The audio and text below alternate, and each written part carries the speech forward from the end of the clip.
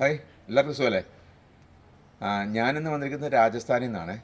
രാജസ്ഥാനിൽ നിങ്ങൾ കേട്ടോ, രാജസ്ഥാൻ എന്ന് പറയുമ്പോൾ രാജസ്ഥാൻ മരുഭൂമിയാണെന്നാണ് പൊതുവെ ഉള്ളൊരു നമ്മളുടെയൊക്കെ ഉള്ളൊരു കേട്ടറിവ്. എന്നാൽ ഞാനിന്ന് രാജസ്ഥാനിൽ നമുക്ക് എങ്ങനെയാണ് കൃഷി ചെയ്യാൻ പറ്റുമോ, കേരളത്തിലുള്ള ഒന്ന് രണ്ട് കൃഷികളെങ്കിലും ഇവിടെ ചെയ്യാൻ പറ്റുമോ, വെള്ളം കുറവുള്ള സ്ഥലത്താണ് വെള്ളം എങ്ങനെയാണ് നമ്മൾ ഉപയോഗിക്കേണ്ടത്, എങ്ങനെയാണ് ചെയ്യുന്നത്, ഞാൻ ഒന്ന് രണ്ടെണ്ണം ചെറുത് കാര്യങ്ങളൊക്കെ പരീക്ഷിച്ചിട്ടുണ്ട്. അപ്പോൾ അത് നിങ്ങളുമായിട്ടൊന്ന് ഷെയർ ചെയ്യാനാണ് ഇന്ന് ഞാൻ ആഗ്രഹിക്കുന്നത്.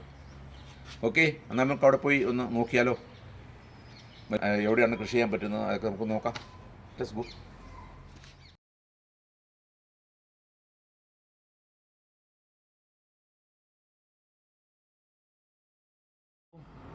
അവിടെ മൺകൂനകൾ നമ്മൾ കണ്ടു. അത് വളരെ നേർത്ത മണൽത്തരികളാണ് ഇവിടുത്തെ മരുഭൂമിയുടെ ഒരു ചെറിയ ഒരു ഭാഗമാണ്. അതുപോലത്തെയാണ് മണ്ണ്.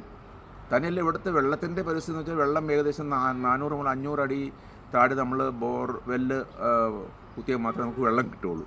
ഇനി ഈ സ്ഥലം നിങ്ങളൊന്ന് ജസ്റ്റ് കണ്ടു നോക്കുക. നമ്മൾ ആദ്യം കണ്ട സ്ഥലത്ത് നിന്ന് ഒരു 10 അടി ദൂരത്താണ് ഇത് കാണുന്നത്. ഇതൊന്ന് കണ്ടു നോക്കി. ഇവിടെ നിന്നുള്ള ഇത് നിങ്ങൾക്ക് ചെറിയൊരു വനമായിട്ട് തോന്നും. ഇത് രാജസ്ഥാനിലാണ് നമ്മൾ നിൽക്കുന്നത്, നിങ്ങൾ ശ്രദ്ധിക്കണം. അതുപോലത്തെ മണ്ണാണ്, വെള്ളമില്ലാത്ത സ്ഥലമാണ്. ഇവിടെ ഞാൻ ഇങ്ങനെ ചെയ്തിരിക്കുന്നത്, ആദ്യം ഈ ഭാഗത്ത് നട്ടാൽ കിളിക്കുന്ന അല്ലെങ്കിൽ ഇവിടെ നശിച്ചു പോകാത്ത മരങ്ങളാണ് ഞാൻ ഇവിടെ നട്ടിരിക്കുന്നത്. ഉദാഹരണത്തിന് ഈ മരം, ഇത് വനത്തിലുണ്ടാകുന്ന ഒരു സൈസ് മരമാണ്. എനിക്ക് സത്യം പറഞ്ഞാൽ പേരറിയില്ല കേട്ടോ ഈ മരത്തിൻ്റെ. നിങ്ങൾക്ക് ആർക്കെങ്കിലും അറിയാമെങ്കിൽ കമൻറ്റ് ബോക്സിൽ ഇട്ട് കഴിഞ്ഞാൽ നല്ലതാണ്. അപ്പോൾ ഇങ്ങനെയുള്ള മരങ്ങൾ ആദ്യം നടും. അത് ഏകദേശം ഒരു 10 അടിക്ക് ഉയരത്തിലാകുമ്പോൾ അതിൻ്റെ താഴെയാണ് നമ്മൾ കൃഷി ചെയ്യാൻ ഉപയോഗിക്കുന്നത്, നമ്മളുടെ ഫലവൃക്ഷങ്ങൾ നടുന്നത്.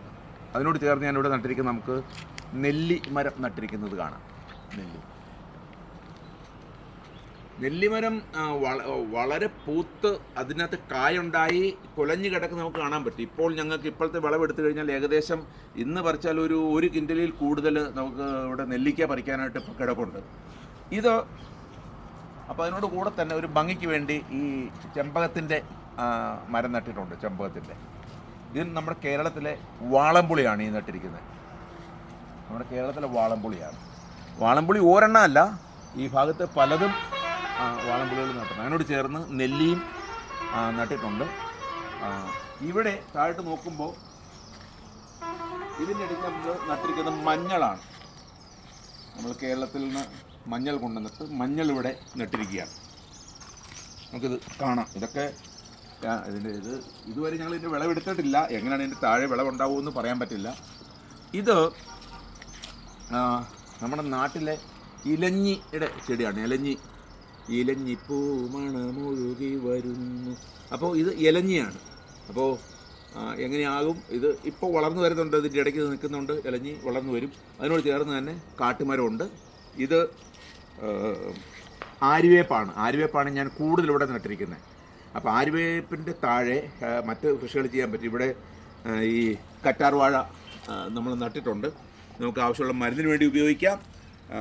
ഇത് മുടി വളരാൻ വേണ്ടി എണ്ണ ഉണ്ടാക്കും. എൻ്റെ വൈഫ് ഇതിൻ്റെ ചേർത്തിട്ട് എണ്ണ ഉണ്ടാക്കും. അപ്പോൾ അത് മുടി വളരാനൊക്കെ വളരെ നല്ലതാണ്. നിങ്ങൾ കരുതരുത് അങ്ങനെയാണ് ഞാനിങ്ങനെയാണ് കഷണ്ടി ആയതെന്ന് കരുതരുത്. എല്ലാത്തിനും എല്ലാ ചോദ്യങ്ങൾക്ക് ഉത്തരവില്ലല്ലോ. അപ്പോൾ നമ്മൾ കണ്ടു. ഇവിടെ ഇത് അച്ചാറിടാൻ ഉപയോഗിക്കുന്ന ഒരു സൈസ് കായുണ്ടാകുന്ന ഒരു മരമാണ്. ഇതിനൂടെ ലേസുവ എന്നാണ് പറയുന്നത്. ലേസുവ ഇതുവരെ ഇതിനകത്ത് ഇത് ഉണ്ടായിട്ടില്ല.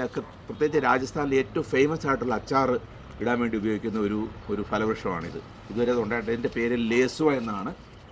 അപ്പോൾ ലേസുവയോട് ചേർന്ന് ഇവിടെ ആര്യവേപ്പുണ്ട്. ഈ കാണുന്നത് ഇവിടെ ഇതിന് അലോയ് എന്ന് പറയും. അലോയ്. അപ്പോൾ നമ്മുടെ നാട്ടിലെ അമൃതാണിത്, അമൃത്.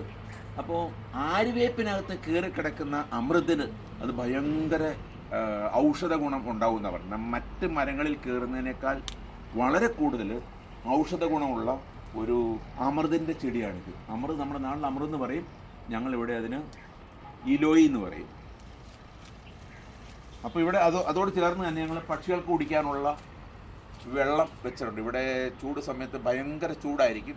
അപ്പോൾ പക്ഷികൾക്ക് വന്നിരുന്ന് വെള്ളം കുടിക്കാനുള്ള അത് വയ്ക്കും. മറ്റു സ്ഥലത്ത് എവിടെയെങ്കിലും അതിന് തിന്നാനുള്ള ഗോതമ്പും മറ്റു സാധനങ്ങളൊക്കെ വയ്ക്കും. അങ്ങനെ ഇങ്ങനെ ഇവിടെ നിന്ന് അങ്ങോട്ട് നടന്നാൽ നമുക്ക് ഇഷ്ടംപോലെ കാണാനായിട്ട് സാധിക്കും. ഇവിടെ അത്തി മരമുണ്ട്. ഇതിനോട് ചേർത്തിട്ട് വീണ്ടും ഈ അച്ചാറിടുന്ന ലേസുവ ഉണ്ട്. അതിൻ്റെ ഇടയ്ക്ക് മുഴുവൻ ആര്യവേപ്പാണ്. ഇത് നമ്മുടെ നാട്ടിൽ ഇതും ഉണ്ട്. ഇതിനിവിടെ പറയുന്നത് ചില സമയത്ത് എനിക്ക് പേര് ഓർമ്മയില്ല. നമ്മുടെ ഉള്ള ഞാറ ഇനത്തിൽ വരുന്നതാണ്. പേര് മറന്നുപോയി. ഞാറ ഇനത്തിൽ വരുന്ന ഒരു ഇതാണ് ജാമുൻ. സോറി, ഞാൻ മറന്നുപോയി പേര്. ജാമുനാണ്. ഇത് ഒരു ഔഷധ മരമാണ്. പേര് അർജുൻ എന്നാണ്. ഈ അർജുൻ്റെ തൊലി ഇത് കുറച്ചുകൂടെ വളർന്നു കഴിയുമ്പോൾ ഈ അർജുൻ്റെ മുകളിലുള്ള തൊലി അത് തന്നെത്താനെ പുറത്ത് വരാൻ തുടങ്ങും. ഈ തൊലി ഉണക്കിയെടുത്തിട്ട് അത് ആ തൊലി വെള്ളത്തിലിട്ട് ചൂടാക്കി ആ വെള്ളം കുടിച്ചു കഴിഞ്ഞാൽ ബ്ലഡ് പ്രഷറിനും അതുപോലെ ഷുഗറിനും ഈ കൈകാലിലെ വേദന അതിനെല്ലാം വളരെ ഗുണമുള്ള ഒരു ചെടിയാണിത്. തന്നെയല്ല, ഇതിൽ നിന്നൊരു പശ പോലത്തെ സാധനം ഉണ്ടാവും. ഈ പശ പോലത്തെ സാധനം ഉപയോഗിച്ചിട്ട് നമ്മുടെ ദേഹത്ത് എവിടെയെങ്കിലും ചൊറിച്ചിലൊക്കെ ഉണ്ടെങ്കിൽ അതിനുപയോഗിക്കാം. ആ മരത്തിൻ്റെ പേരാണ് അർജുൻ എന്നാണ് ഈ മരത്തിൻ്റെ പേര്. ഇത് അത്തിയാണ്. ഇതിൻ്റെ ഇടയ്ക്ക് അത്തി നട്ടിരിക്കുകയാണ്. അത്തി നട്ടിരിക്കുന്നത് ഒരു ആര്യവേപ്പിൻ്റെ താഴെയാണ്. പിന്നെ ഇവിടെ നിന്ന് അങ്ങോട്ട് പോയി ഞങ്ങൾ ഇരിക്കാൻ വേണ്ടി ഞങ്ങൾ ഒരു മരത്തിൻ്റെ മുകളിൽ ചെറിയ കൂടാരൊക്കെ ഉണ്ടാക്കിയിട്ടുണ്ടായിരുന്നു. അതെല്ലാം ഇടിഞ്ഞൊക്കെ പോയിട്ടുണ്ട്. ഇനി അതൊന്നൊക്കെ ഒന്ന് റിപ്പയർ ചെയ്യണം. ഇനി നമുക്ക് നെല്ലിക്ക ഒന്ന് നോക്കാം, എത്രമാത്രം നെല്ലിക്ക ഉണ്ടായിട്ടുണ്ട്. അതുപോലെ തന്നെ ഏത്തവാഴ ഇവിടെ നടാൻ പറ്റുമോ? ഞാനിവിടെ ഇതുവരെയും കണ്ടിട്ടില്ല. കേരളത്തിൽ നിന്ന് ഏത്തവാഴ ഇവിടെ കൊണ്ടുവന്നിട്ട് നടാൻ അത് നട്ടാൽ അത് ശരിയായിട്ടത് വളർന്നു വരുമോ, അത് ശരിയായിട്ട് കിട്ടുമെന്ന് അറിയില്ല. എങ്കിലും പരീക്ഷിച്ചിട്ടുണ്ട്. നമുക്ക് അത് ഒന്ന് കാണാം.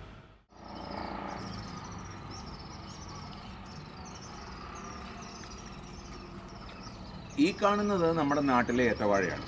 ഇപ്പോൾ ഈ ഏത്തവാഴ വെച്ചിട്ട് ഇതൊരു 4 മാസം പ്രായമുണ്ട്. ഇത് ഞാൻ നാട്ടിൽ നിന്ന് എൻ്റെ ഒരു കൂട്ടുകാരൻ, അവൻ പേരും പറയാം, ഒരു മിസ്റ്റർ KV കുമാരൻ.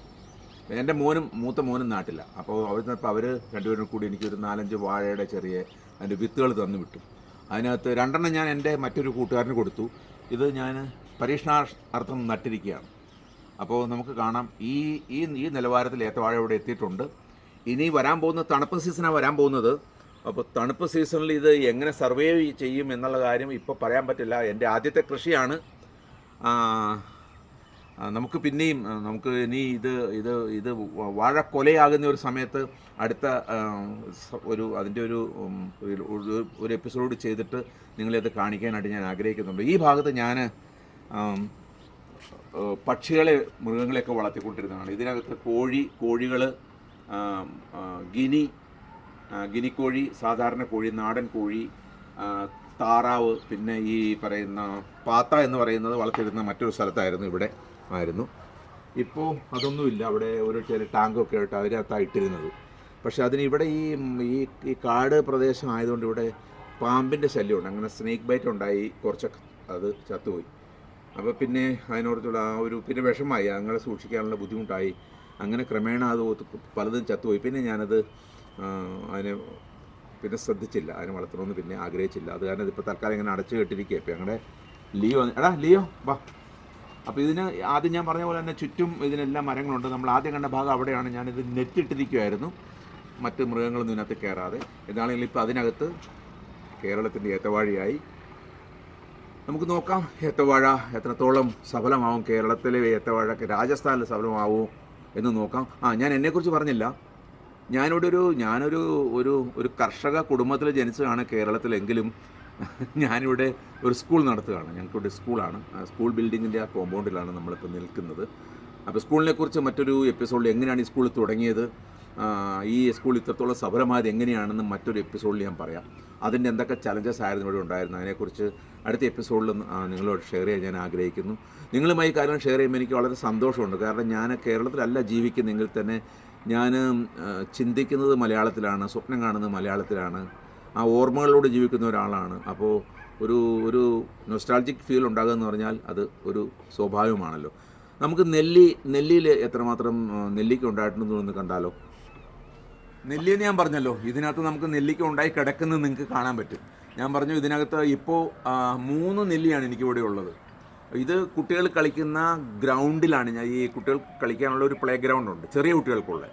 അപ്പോൾ അതിൻ്റെ സൈഡിലാണ് ഇത് നട്ടിരിക്കുന്നത്. നെല്ലിക്ക ഉണ്ടായി കിടക്കുന്ന കാണാം. ഇപ്പോൾ പറിച്ചാൽ ഏകദേശം ഒരു കിൻഡൽ നെല്ലിക്ക ഇതിനകത്ത് ഇപ്പോൾ പറിക്കാനായിട്ടുണ്ട്. അത് അല്പോടെ അത് മൂക്കട്ടെ, ഒന്ന് മൂത്ത് വരട്ടെ എന്ന് കരുതി ഇട്ടിരിക്കുകയാണ്. ഞാൻ ആദ്യം പറഞ്ഞ പോലെ ഇതിനകത്തായിരുന്നു ഞാൻ താറാവിനെയും പാത്തേനെയൊക്കെ ഇട്ടിരുന്നത്. ഇപ്പോൾ അതില്ല. ഈ ഒരു സൈഡിൽ ജനറേറ്ററൊക്കെ ആയിട്ട് ഈ ഏരിയ. ഇവിടെ ഞാൻ വൈകുന്നേരം വന്നിരിക്കാൻ വേണ്ടിയിട്ടൊക്കെ ജസ്റ്റ് പണിതിരിക്കുന്ന ഒരു ചെറിയൊരു സെറ്റപ്പാണ്. വൈകുന്നേരം നമുക്ക് എപ്പോഴെങ്കിലും വന്നോ ഇവിടെ ഇരിക്കുകയോ അല്ലെങ്കിൽ നമുക്ക് വൈകുന്നേരം അല്പം നേരം സ്പെൻഡ് ചെയ്യുകയൊക്കെ ചെയ്യാൻ വേണ്ടിയിട്ടുള്ള ഒരു ഔട്ട് ഹൗസ് പോലെ പണിതിരിക്കുന്നതാണിത്. ഇനി നമുക്ക് ആ ഗ്രൗണ്ടിലേക്കൊന്ന് പോയിട്ട് അവിടെ എങ്ങനെയാണ് ഞാൻ നെല്ല് വളർത്തി ഈ നിലയിലാക്കിയെന്ന് നമുക്ക് നിങ്ങൾ കണ്ടു കഴിഞ്ഞാൽ കുറേ കൂടി നിങ്ങൾക്ക് മനസ്സിലാവും. ഞാൻ പറഞ്ഞല്ലോ ഇത് കുട്ടികൾ പ്രൈമറി സെക്ഷൻ്റെ ഗ്രൗണ്ടാണിത്. അപ്പോൾ ഈ പ്രൈമറി സെക്ഷനിലെ കുഞ്ഞുങ്ങൾക്ക് ഇവിടെ വന്ന് ഇവിടെ മെയ് ജൂണിലെ ഒക്കെ ഇവിടുത്തെ ചൂട് എന്ന് പറഞ്ഞാൽ ഇപ്പോൾ ഏപ്രിൽ മെയ് ജൂൺ എന്നൊക്കെ പറഞ്ഞാൽ 50 മുതൽ ചില സമയത്ത് 51 ഡിഗ്രി വരെയും ഇവിടെ ചൂട് വന്നിട്ടുണ്ട്. അതിശക്തമായ ചൂടാണ്. ലൂ എന്ന് പറയും, ലൂ അടിക്കുക എന്ന് പറയും. നമ്മുടെ നാട്ടിൽ സൂര്യതാപം എന്ന് മറ്റു പറയുന്നത് പോലെ ലൂ അടിക്കുക എന്ന് കഴിഞ്ഞാൽ നമ്മുടെ ശരീരത്തിൽ നിന്ന് വെള്ളം പോയിട്ട് പെട്ടെന്ന് വീണ് അവശതയാകുന്ന സാഹചര്യം ഉണ്ടാകും. അപ്പോൾ കുഞ്ഞുങ്ങളെ കളിക്കാനായിട്ട് എങ്ങനെ വിടും? അപ്പോൾ അതിനുവേണ്ടി ഇവിടെ ഞങ്ങൾ ഈ പ്ലേ ഗ്രൗണ്ടിൽ ഇപ്പോൾ സിസ്റ്റം എല്ലാം ചെയ്തു. ഇപ്പോൾ സീസോ ആയി, അതുപോലെ തന്നെ ഇങ്ങനെയുള്ള സിങ്ക് സിസ്റ്റങ്ങളെല്ലാം ഇട്ടിട്ടുണ്ടെങ്കിലും അവർക്ക് ചൂടടിക്കാതിരിക്കാൻ വേണ്ടിയിട്ട് ആദ്യം ഇതാണ് വെച്ച് കൊടുത്തിരിക്കുന്നത്. നീമെന്ന് പറയുന്ന ഇവിടുത്തെ ആര്യവേപ്പാണ് വെച്ച് കൊടുത്തിരിക്കുന്നത്. ഇപ്പോൾ ഇവിടെ ഞങ്ങളിങ്ങനെ ഈ നിരയിൽ ആര്യവേപ്പ് വെച്ചിരിക്കുകയാണ്. 1-2 വേറെ കാട്ടുമരങ്ങളും വെച്ച് പിടിപ്പിച്ചിട്ടുണ്ട്. കാരണം ഇവിടെ നിന്ന് പെട്ടെന്ന് ഉണങ്ങിപ്പോകാതിരിക്കാൻ വേണ്ടി ഈ മരങ്ങളൊന്നും ഉണങ്ങിപ്പോകില്ല. അങ്ങനെ നമുക്ക് അല്പം അങ്ങോട്ട് പോയിട്ട് അവിടെ നിന്ന് കാണാം. ഈ സൈഡിൽ മുഴുവൻ ചെമ്പരത്തി നട്ടിരിക്കുന്നത്, ഹെബിക്കസ് നമ്മളിവിടെ നട്ടിരിക്കുകയാണ്. കാരണം അതിൻ്റെ ഒരു ചെറിയ തണുപ്പ് നമുക്ക് കിട്ടും. ലുക്ക് വൈസ് ഒന്നും നല്ലതാണ്. ഇവിടെ പൂക്കളൊക്കെ ഉണ്ടായി കാണാമെന്ന് പറഞ്ഞാൽ ഇതിവിടെ പെട്ടെന്ന് പോകാത്ത ചെടിയായതുകൊണ്ടാണ് ഇതിങ്ങനെ കൂടുതലായിട്ട് നട്ടിരിക്കുന്നത്. ഇവിടെ താഴെ കണ്ടാൽ നോക്കി അറിയാം എൻ്റെ നെല്ലിക്ക പലതും വീണ് ഇങ്ങനെ പോകുന്നുണ്ട്. ഇതിനകത്ത് നോക്കിയാൽ കാണാം, ഇത് അത്ര മൂത്തിട്ടില്ല നെല്ലിക്ക. ഇത് മൂക്കതെല്ലാം കാറ്റടിക്കുമ്പോൾ ഇതിങ്ങനെ പോകുന്ന നെല്ല് ഇതിനകത്ത് പോകുന്നുണ്ട്. ലിയോ, നിനക്ക് വേണോ നെല്ലിക്ക? അല്ലേ, ഓക്കെ. ഇത് ഒരു നെല്ലിയാണ്. ഈ നെല്ലിയുടെ പ്രത്യേകത ഇത് ഞാൻ 2 പ്രാവശ്യം മാറ്റി വെച്ച നെല്ലിയ വലുതായതിന് ശേഷം. കാരണം ഇത് മറ്റൊരു സ്ഥലത്തായിരുന്നു ഈ നെല്ലി. അപ്പോൾ ഞാനിവിടെ പുതിയ ബിൽഡിങ് പണിതപ്പോൾ ഇത് ഞങ്ങൾ ആദ്യം ഒരു വലിയ കുഴി കുത്തിയിട്ട് അതിനകത്ത് വെള്ളം നിറച്ചിട്ടിട്ട് ഇതിൻ്റെ ചുറ്റും കുഴിച്ചിട്ട് ഇതിനെ JCB വെച്ച് പൊക്കിയിട്ട് ആ വെള്ളത്തിൽ കൊണ്ടുവന്ന് ഇറക്കി വെച്ചു. അങ്ങനെയാണ് ഈ സാധനം നട്ടിരിക്കുന്നത്. പക്ഷേ എനിക്ക് പ്രതീക്ഷ ഉണ്ടായിരുന്നില്ല, രക്ഷപ്പെടുവാണെങ്കിൽ രക്ഷപ്പെടട്ടെ, ഒരു മരം നശിപ്പിച്ച് കളയുന്നതിനേക്കാളും നല്ലതാണല്ലോ എന്നുദ്ദേശമാണ് ഞാനത് ഈ 3 മരങ്ങളും ഇവിടെ കൊണ്ടുവന്ന് വെച്ചത്. ഒന്നിത്, രണ്ടാമത്തെ നെല്ലി ഇതാണ്, മൂന്നാമത്തത് ഇത്. അപ്പോൾ ഇതിന് തണൽ കിട്ടാൻ വേണ്ടിയിട്ട് ചൂട് അധികം അടിക്കാതിരിക്കാൻ വേണ്ടി ചുറ്റും ആര്യവേപ്പിൻ്റെ ഇത്. അപ്പോൾ 2 ഗുണമുണ്ട്. ഒന്ന്, കുട്ടികൾക്ക് താഴെ തണലത്ത് കളിക്കാനായിട്ട് പറ്റും, അവർക്ക് ചൂടടിക്കില്ല. അപ്പോൾ തന്നെ അവർക്ക് നമുക്ക് ഈ നെല്ലി കൂടി ഇവിടെ പ്രയോജനപ്പെടുന്നുണ്ട്. അപ്പോൾ ഇവിടെ നിന്ന് മുകളിലേക്ക് നോക്കിക്കഴിഞ്ഞാൽ നമുക്ക് കാണാം. അതിനൊന്ന് സൂം ചെയ്ത് കാണിക്കാൻ പറ്റുകയാണെങ്കിൽ കാണിച്ചാട്ടെ. അപ്പോൾ ഇതിനകത്ത് ഈ 3ലും നമ്മുടെ മലയാള ഭാഷ പറഞ്ഞാൽ കൊലകുത്തി കിടക്കുകയാണ്. ഞങ്ങൾ സാധാരണ നെല്ലിക്ക കൊണ്ട് ഞങ്ങൾ മിക്കവാറും ചെയ്യാറുള്ളത് വൈനിടും. നെല്ലിക്ക വൈനിടാറുണ്ട്. 10-40 കിലോ ഒക്കെ ചിലപ്പോൾ വൈനിടും. പിന്നെ ഇതിൻ്റെ ഈ ചവനപ്രാശം പോലെ അതിൻ്റെ ഒരു ലേഹ്യം പോലെ അതുണ്ടാക്കും. എൻ്റെ വൈഫ് ഈ കാര്യത്തിലൊക്കെ ഭയങ്കര സമർത്ഥയാണ്. എന്ത് സാധനം കിട്ടിയാലും വൈനുണ്ടാകും. വാഴപ്പഴം കൊണ്ട് പോലും അവൾ വൈനുണ്ടാക്കിയിട്ടുണ്ട്. അപ്പോൾ വൈനുണ്ടാക്കും. പിന്നെ സാധാരണ അച്ചാറിടും. ഇത് ഉപ്പിനകത്തേക്ക് ഇട്ടിട്ട് കുറച്ച് കാന്താരി മുളക് ഇല്ലെങ്കിലും എരിവുള്ള മുളക് ഇട്ടിട്ട് അങ്ങനെ ഇടുന്നുണ്ട്. അല്ലാതെ ഇതിൻ്റെ നെല്ലിക്ക അച്ചാർ വേറെ ഇടും. അല്ലാണ്ട് അങ്ങനെ വിൽക്കാറില്ല. ഇവിടെ വന്ന് നമ്മളിങ്ങനെ കൊണ്ടുവന്ന സംഗതി വിൽക്കുക എന്ന് പറഞ്ഞത് ഇതുവരെ ചെയ്തിട്ടില്ല. പക്ഷേ ഈ പ്രാവശ്യം ഞാൻ ആഗ്രഹിക്കുന്ന ഇതാണ്, എന്തുകൊണ്ട് കുറച്ച് ആവശ്യമുണ്ട്, നമുക്കിതിപ്പോൾ ഇത്ര എന്താണെങ്കിലും വേണ്ട, കുറച്ച് വിറ്റാൽ കൊള്ളാമെന്ന് ഞാനിങ്ങനെ ആഗ്രഹിക്കുന്നുണ്ട്. അങ്ങനെ വിൽക്കുകയാണെങ്കിൽ ഞാൻ നിങ്ങളോട് പറയാം എത്ര വിലയ്ക്കാണ് വിറ്റത് എന്ന് നിങ്ങൾക്ക് കൂടി അറിയാമല്ലോ. അപ്പോൾ ഇതാണ്. അപ്പോൾ നമ്മൾ ഇവിടെ നിന്ന് ഇങ്ങനെ ഇത് മുഴുവൻ ഹെബിസ്കസ് ഇതിങ്ങനെ വെച്ചിരിക്കുകയാണ്. ഹെബിസ്കസ് ഈ ഏരിയയിൽ മുഴുവൻ വെച്ചിരിക്കുകയാണ്. അതിനുശേഷം ഞങ്ങൾ ഈ ഹെബിസ്കസിൻ്റെ നമുക്ക് കാണാൻ പറ്റും. അതിനുശേഷം അവിടെ ഇതിനെ കൂടെ ഈ സൈഡിൽ കൂടെ വന്നാൽ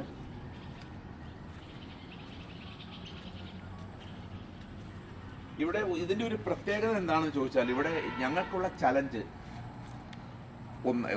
ഒന്ന് ഇത് മരുഭൂമി, രണ്ട് ഇത് ഈ ഭാഗത്തുള്ള ഏറ്റവും ഉയർന്ന ഒരു കുന്നിൻ്റെ മുകളിലാണ് ഇരിക്കുന്നത്.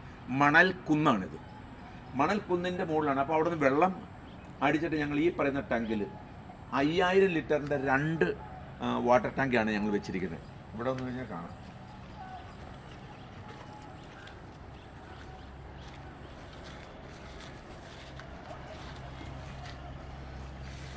ലിറ്ററിൻ്റെ 2 വാട്ടർ ടാങ്കിയാണ്. ഇത് കൂടാതെ സ്കൂളിൻ്റെ മുകളിൽ പല പല ടാങ്കുകളുണ്ട്. മൊത്തം എനിക്കൊരു 2, 4, 6, 8, 10 ടാങ്കുകളാണ് ഉള്ളത്. അപ്പോൾ ഇതിനകത്ത് വെള്ളം നിറച്ചിട്ട് ഇതിൽ നിന്നാണ് നനയ്ക്കുന്നത്. അത് നനയ്ക്കാൻ വേണ്ടിയിട്ട് നമ്മൾ ഡ്രിപ്പ് ഇറിഗേഷൻ പോലെ വളരെ വെള്ളം കുറച്ചിട്ട് ഡ്രിപ്പ് ഇറിഗേഷൻ പോലെയാണ് ഞങ്ങൾ ഉപയോഗിക്കുന്നത്. നമ്മുടെ നാട്ടിലെ പോലെ വെള്ളം ധാരാളം ഒഴിച്ചു കൊടുക്കാനായിട്ട് ഇല്ലാത്തത് കൊണ്ട് ഡ്രിപ്പ് ഇറിഗേഷൻ ചെയ്തിട്ടാണ് ഈ മരുഭൂമിയുടെ കുന്നിൻ മുകളിൽ ഇത്രയൊക്കെ കാര്യങ്ങൾ വെച്ചിരിക്കുന്നത്. ഇങ്ങോട്ട് നോക്കിക്കഴിഞ്ഞാൽ ഞങ്ങൾ എത്രത്തോളം ഉയരത്തിലാണ് ഇവിടെ നിൽക്കുന്നതെന്ന് ഈ ഭാഗം കണ്ടാൽ അറിയാം. നമുക്ക് നമ്മുടെ ചുറ്റുപാടുമുള്ള ഒരു സെമി സർക്കിളുള്ള ഒരു ഹൊറിസൺ നമുക്ക് കാണാൻ പറ്റും. ഇവിടെ നിന്ന് അങ്ങോട്ട് നോക്കിക്കഴിഞ്ഞാൽ ഈ പോകുന്ന റോഡ് ഇവിടെ നിന്ന് പിലാനി, നിങ്ങൾ കേട്ടോ ബിറ്റ്സ് പിലാനി എന്നൊക്കെ കേട്ടിട്ടുണ്ടാവും. പിലാനി വഴി നമുക്ക് ഡൽഹിക്ക് പോകുന്ന റൂട്ടാണത്. ഇതിപ്പോൾ ഉള്ളിലൂടെ പോകുന്ന ബൈപ്പാസ് വേറെ കടന്നു പോകുന്നുണ്ട്. ഇതിലൂടെ തന്നെ ഡൽഹിക്കുള്ള റെയിൽവേ കടന്നു പോകുന്നുണ്ട്. അപ്പോൾ ഞങ്ങൾ ഈ ഏരിയയിലാണ് ഞങ്ങളുടെ താമസം. നമുക്ക് ബാക്കി വിശേഷങ്ങൾ, ഇനി എന്തെല്ലാം കൃഷികൾ ഞാൻ ചെയ്തിട്ടുണ്ട് എന്നത് നമുക്ക് അടുത്ത എപ്പിസോഡിൽ നമുക്ക് കാണാം. അതുവരെ നിങ്ങളെല്ലാവരും ആരോഗ്യവാന്മാരായിട്ട് സന്തോഷവാന്മാരായിട്ട് ഇരിക്കണം. ദയവ് ചെയ്ത് എൻ്റെ ആദ്യമായിട്ടുള്ള സംരംഭമാണ്, പറ്റുമെങ്കിൽ ഒന്ന് ലൈക്ക് ചെയ്യണേ, അല്ലെങ്കിൽ മറ്റൊന്ന് ഷെയർ ചെയ്ത് കൊടുക്കണം. രാജസ്ഥാനിലേക്കുള്ള അവരൊന്ന് കണ്ടോട്ടെ. അതുകൊണ്ട് അങ്ങനെ ഞങ്ങൾ ചെയ്യണം. എനിക്ക് ആരും ലൈക്ക് ചെയ്യാറില്ല, വളരെ കുറച്ച് പേർ. ഞാൻ ആദ്യമായിട്ട് വരുന്നതാണ്. എനിക്ക് മാക്സിമം 10 അല്ലെങ്കിൽ 15 കിട്ടാറ് മതി. 15 നമുക്കിപ്പോൾ കുറച്ച് ലൈക്ക് കിട്ടുമെന്നുള്ള ഉദ്ദേശിക്കുന്നത്. പക്ഷേ മറ്റുള്ളവർക്ക് കാണാൻ പറ്റുവാണെങ്കിൽ അവർ കൂടി കണ്ടോട്ടെ. Okay, bye, see U.